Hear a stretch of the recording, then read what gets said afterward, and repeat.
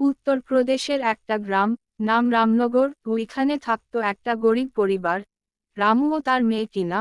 রামু কাজকর্মের জন্য দূরে যেতে হয়, তাই মেয়েটা বাড়িতে একা থাকে। কয়দিন ধরে মেয়েটা বাড়িতে একা থাকতে পারছে না।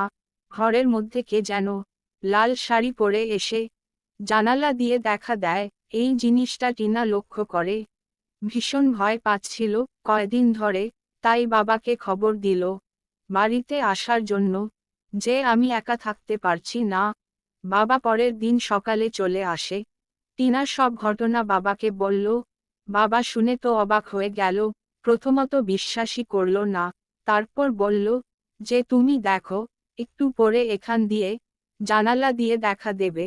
তাই দেখল জানলার মধ্যে কে জানিয়ে এসে লাল শাড়ি পরে বসেছিল। রামু তাড়াতাড়ি করে ওঝা বাবাকে ডাক দিল। ওঝা বাবা সঙ্গে সঙ্গে আসলো। তারপর ওঝা বাবা তার বাড়িটা দেখেই বুঝতে পারল যে এই বাড়ির মধ্যে কোন খারাপ কিছু আছে, ভূতে রয়েছে এখানে। এই ভূতকে দূর করতে হবে, যে তোমার মেয়েকে ধরে রেখেছে।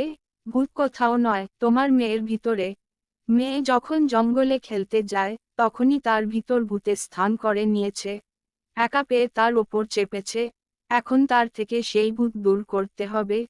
তাই তুমি যে জঙ্গলে যায় মেয়ে, সে জঙ্গলে যাও, গিয়ে ওখান থেকে আমার জন্য কয়েকটা গাছের ডাল আনো। রামু তাড়াতাড়ি বৃষ্টির মধ্যে গিয়ে জঙ্গল থেকে গাছের ডাল ভেঙে নিয়ে আসলো, এনে ওঝা বাবাকে দিল। ওঝা বাবা সেই পূর্ণিমা রাত্রেই সেই আগুন দিয়ে সে ভূতকে আনলো এবং তার মেয়ে থেকে সে ভূতকে দূর করলো। ভূত তার মেয়ের ভিতর থেকে বেরিয়ে গেল।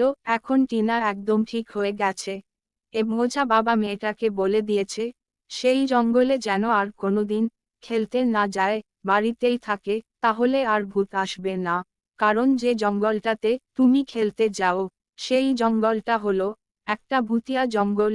এভাবে ওঝা বাবা রামু এবং তার মেয়েকে এই ভূতের কবল থেকে রক্ষা করল।